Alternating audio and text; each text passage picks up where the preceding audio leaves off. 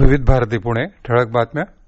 भारतीय स्वातंत्र्य दिनाचा मुख्य शासकीय कार्यक्रम उद्या गुरुवार 15 ऑगस्टला पुण्यात साजरा केला जाणार आहे. राज्यपाल सी राधाकृष्णन यांच्या हस्ते विधान भवन इथं सकाळी 9:05 ध्वजारोहण होणार आहे. जिल्हाधिकारी कार्यालयात सकाळी 7:30 आणि शनिवार वाडा इथं सकाळी 8 वाजता ध्वजारोहण होणार आहे.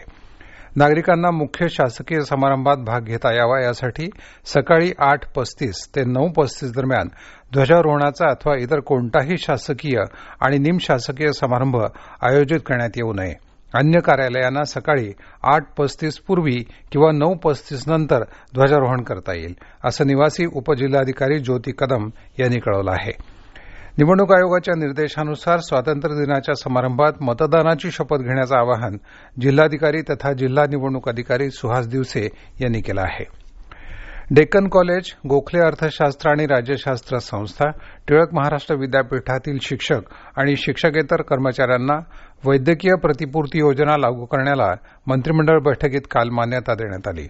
या तीनही संस्था शासनाच्या अधिपत्याखालील अभिमत विद्यापीठं असल्यानं शासनाच्या अनुदानित महाविद्यालयांना लागू असलेली वैद्यकीय प्रतिपूर्ती योजना त्यांना लागू करण्याचा निर्णय घेण्यात आला. आचार्य प्रल्हाद केशव अत्रे परिणामांची तमा न करता व्यक्त होणारे योद्धा होते, असं मत ज्येष्ठ पत्रकार मधुकर भावे यांनी संवाद पुणे आणि महाराष्ट्र साहित्य कला प्रसारणी सभा यांच्याद्वारे आयोजित केलेल्या प्र के अत्रे यांच्या जन्मशताब्दी रौप्य महोत्सवानिमित्त व्याख्यानात काल व्यक्त केलं. महाराष्ट्रात अनेक त्यागी माणसं होती, जी पदानच नाही तर स्वभावानं गुणांनी मोठी होती, असंही भावे यांनी नमूद केलं. ज्येष्ठ नेते सुशीलकुमार शिंदे आणि उल्हास पवार यावेळी प्रामुख्यानं उपस्थित होते.